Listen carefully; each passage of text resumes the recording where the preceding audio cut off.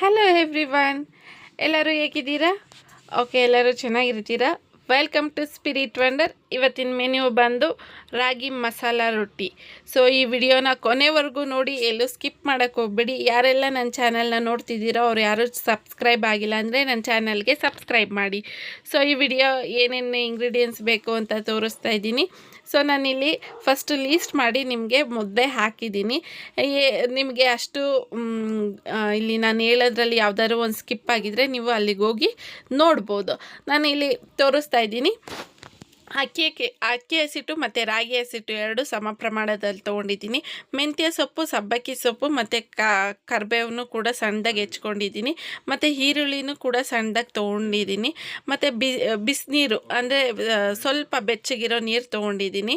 ಆಮೇಲೆ ಕ್ಯಾರೆಟು, ಕಾಯಿ ತುರಿ, ಆಮೇಲೆ ಎಳ್ಳು ಕೂಡ ತೊಗೊಂಡಿದ್ದೀನಿ. ನಾನಿಲ್ಲಿ ಬಿಳಿ ಎಳ್ಳು ತೊಗೊಂಡಿದ್ದೀನಿ. ನೀವು ಬೇಕು ಅಂತ ಅಂದರೆ ಬ್ಲ್ಯಾಕ್ ಕಲರ್ ಕೂಡ ತೊಗೋಬೋದು.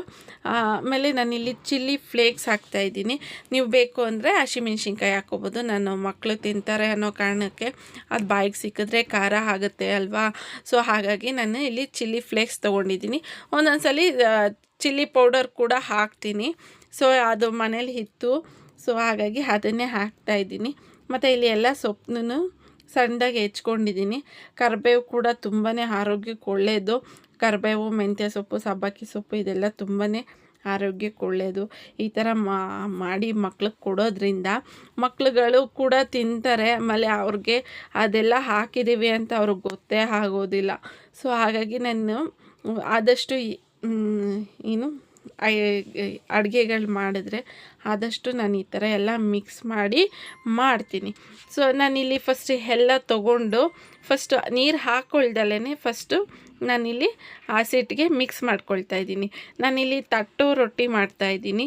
ಸೊ ಹಾಗಾಗಿ ನಾನಿಲ್ಲಿ ಚಪಾತಿ ಹಿಟ್ಟಿನ ಅದಕ್ಕೆ ಮಿತ್ಕೊಳ್ಬೇಕು. ತಟ್ಟೋ ರೊಟ್ಟಿ ಮಾಡೋದ್ರಿಂದ ನಾವು ಇಲ್ಲಿ ಚಪಾತಿ ಹಿಟ್ಟಿನ ಅದಕ್ಕೆ ಮಿತ್ಕೊಳ್ಳೋಣ.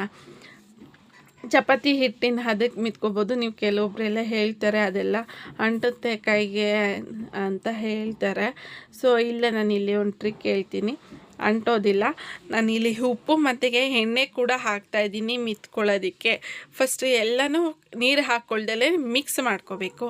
ಮಿಕ್ಸ್ ಮಾಡ್ಕೊಂಡಾದ್ಮೇಲೆ ಇಲ್ಲಿ ಸ್ವಲ್ಪ ನೀರು ಹಾಕ್ಕೊಂಡು ನಾವು ಇಲ್ಲಿ ಚೆನ್ನಾಗಿ ಚಪಾತಿ ಹಿಟ್ಟಿನ ಅದಕ್ಕೆ ಮಿತ್ಕೋಬೇಕು. ನೋಡ್ಬೋದು ನೀವು, ನಾನಿಲ್ಲಿ ಸ್ವಲ್ಪ ನೀರು ಹಾಕ್ಕೊಂಡಿದ್ದೀನಿ. ಬೆಚ್ಚಗಿರೋ ನೀರು ತೊಗೋಬೇಕು. ನೀವು ಬೆಚ್ಚಗಿರೋ ನೀರು ತೊಗೊಂಡು ಸ್ವಲ್ಪ ಹಾಕ್ಕೊಂಡು ಇದು ಮಾಡಬೇಕು. ನೋಡ್ಬೋದು ನೀವು, ನಾನಿಲ್ಲಿ ಉಂಡೆ ಕಟ್ತಾಯಿದ್ದೀನಿ ನೋಡಿ. ನಾನು ಅದಕ್ಕೆ ಮಾಡ್ಕೊಂಡಿದ್ದೀನಿ.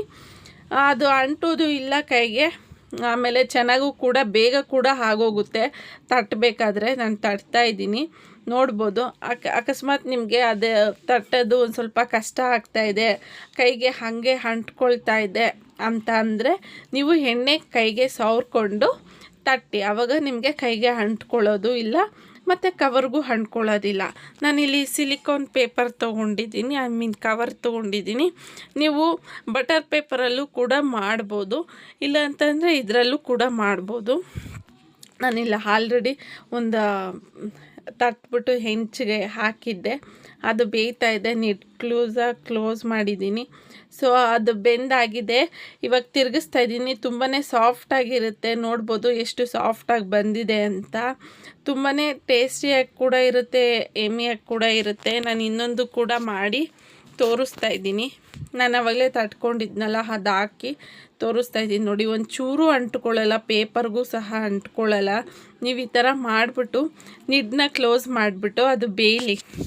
ಬೆಂದಾದ್ಮೇಲೆ ಇಲ್ಲಿ ನಾನು ಬೆಣ್ಣೆ ತೊಗೊಂಡು ಬೆಣ್ಣೆ ಮಾಡ್ಕೊಂಡಿರ್ತೀವಲ್ಲ, ಸೊ ಆ ಬೆಣ್ಣೆ ತೊಗೊಂಡು ರೊಟ್ಟಿ ಸುತ್ತಲೂ ಅದನ್ನು ಸ್ಪ್ರೆಡ್ ಮಾಡ್ತಾಯಿದ್ದೀನಿ. ಈ ಥರ ಮಾಡಿಬಿಟ್ಟು ಮಕ್ಕಳಿಗೆ ಚಟ್ನಿ ಹಾಕ್ಬಿಟ್ಟು ಕೊಟ್ಟರೆ ತುಂಬಾ ಚೆನ್ನಾಗಿ ತಿಂತಾರೆ ಮಕ್ಕಳು. ನೋಡ್ಬೋದು, ನಾನಿಲ್ಲಿ ನಿಮಗೆ ತೋರಿಸ್ತಾ ಇದ್ದೀನಿ ಎಷ್ಟು ಸಾಫ್ಟಾಗಿ ಮತ್ತು ಇದಾಗಿ ಬಂದಿದೆ. ಕ್ರಿಸ್ಪಿಯಾಗಿ ಬಂದಿಲ್ಲ, ಸಾಫ್ಟಾಗಿ ಬಂದಿದೆ. ತುಂಬ ಟೇಸ್ಟಿಯಾಗಿ ಕೂಡ ಇರುತ್ತೆ. ಹೆಲ್ದಿ ಫುಡ್ ಇದು. ನೋಡಿ, ಬೆಣ್ಣೆ ಜೊತೆ ಕಾಯಿ ಚಟ್ನಿ ಮಾಡಿದ್ದೆ. ಕಾಯಿ ಚಟ್ನಿ ಮಾಡೋದು ಹೇಗೆ ಅಂತ ನಾನು ವಿಡಿಯೋದಲ್ಲಿ ತೋರಿಸಿದ್ದೀನಿ. ಸೊ ಈ ರೆಸಿಪಿ ನಿಮಗೆ ಇಷ್ಟ ಆಗಿದ್ದರೆ ಲೈಕ್ ಮಾಡಿ, ಶೇರ್ ಮಾಡಿ, ಕಮೆಂಟ್ ಕೂಡ ಮಾಡಿ. ನನ್ನ ಚಾನಲ್ನ ಸಬ್ಸ್ಕ್ರೈಬ್ ಮಾಡಿ. ಯಾರೆಲ್ಲ ನನ್ನ ಚಾನಲ್ನ ಸಬ್ಸ್ಕ್ರೈಬ್ ಮಾಡಿಲ್ವೋ ಅವರೆಲ್ಲ ನನ್ನ ಚಾನಲ್ನ ಸಬ್ಸ್ಕ್ರೈಬ್ ಮಾಡಿ. ಥ್ಯಾಂಕ್ ಯು ಆಲ್ ಫ್ರೆಂಡ್ಸ್ ಕೂಡ ನಾನು ಸಬ್ಸ್ಕ್ರೈಬ್ ಮಾಡಿರೋರಿಗೆಲ್ಲರಿಗೂ ತುಂಬ ಥ್ಯಾಂಕ್ ಯು.